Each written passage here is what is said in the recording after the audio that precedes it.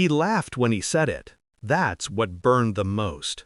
The way his friends leaned back in their chairs, snickering behind their beers, as if my humiliation was some after-dinner show. A girl like you should be grateful I even dated you. The restaurant had gone quiet, the kind of silence that stretches, uncomfortable and heavy. My reflection in the window looked pale, ghostly, as he dropped his napkin on the table and walked out, leaving me with the bill, the pitying stares, and the sour taste of cheap wine and regret. I didn't cry, not there, not then.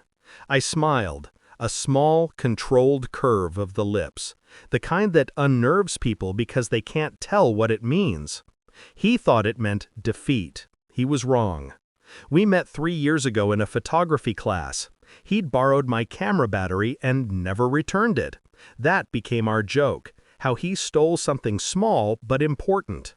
I should have known that was foreshadowing. Back then, he was charming in that effortless way arrogant men can be. He made me feel seen, admired. He told me my quiet was mysterious, my eyes disarming. I believed him. I mistook interest for respect. He used to tell me I had potential. Later, he'd say I was lucky to have him. Funny how quickly admiration curdles into control. The first red flag came disguised as a compliment. "You're beautiful when you try," he'd said. Then, "You should be more like Chloe." Then, "Maybe if you lost a little weight." Little cuts, deliberate and spaced out, like he wanted to watch how long it took before I bled.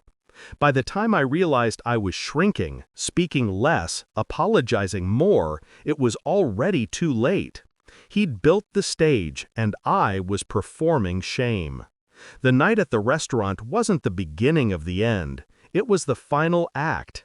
He just didn't know I'd already written a new ending. It started 2 months earlier. He'd left his laptop open. Normally, I respected privacy, but when you've been gaslit enough times, intuition becomes survival. There it was, her name, Chloe, dozens of messages, jokes about me, screenshots of my photos with captions like, "She thinks she's model material." He'd been mocking me for months, to her, to his friends, to anyone who'd listen. I stared at the screen, numb. Then something inside me shifted.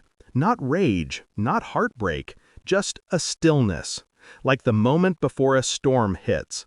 I didn't confront him. I didn't cry. I didn't even log out of his account. I just started observing, quietly, systematically. He worked in marketing, freelance projects, unpaid invoices, overconfidence hiding under messy spreadsheets. He'd used my name on a few contracts, back when we were partners. That was his first mistake. I had access to the files, the emails, the clients. So I created a plan. Not revenge, correction. I backed up everything. Proof of him falsifying quotes, recycling client assets, and using copyrighted material. I anonymized the evidence and sent it to the right inboxes. One to the agency he was courting, one to the brand manager he'd been bragging about, and one, just one, to the client he'd overbilled by nearly $5,000. Then I waited.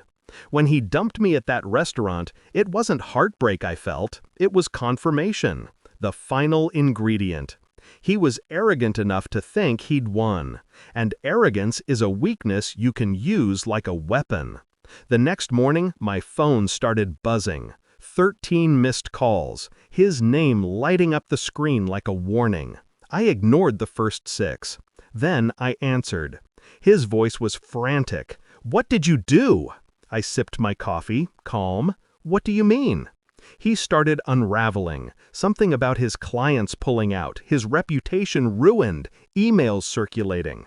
His voice cracked. He actually said, "You don't understand, this could destroy me." I almost laughed. Destroy you? I thought. No, this is just balance. Out loud, I said, "Maybe a girl like me should be grateful," and hung up. Over the next week, it all fell apart for him. His online portfolio vanished. His friends distanced themselves. Chloe posted a story, an apology in disguise, something about realizing people aren't who they pretend to be. He texted again, this time softer. Can we talk? I miss you. I'm sorry. I didn't respond. Silence is the sharpest blade. A month later, I saw him outside the cafe I used to love. He looked thinner, tired. Our eyes met. He hesitated, maybe expecting forgiveness. I just tilted my head, studying him. He finally said, "You really hurt me." I smiled again, that same quiet, unreadable smile. "No," I said, "you hurt yourself. I just stopped protecting you from it." He didn't answer. He just walked away, shoulders hunched, the swagger gone. People like him never expect quiet girls to fight back. They mistake calm for weakness. But silence has its own power. It listens, it plans, it waits.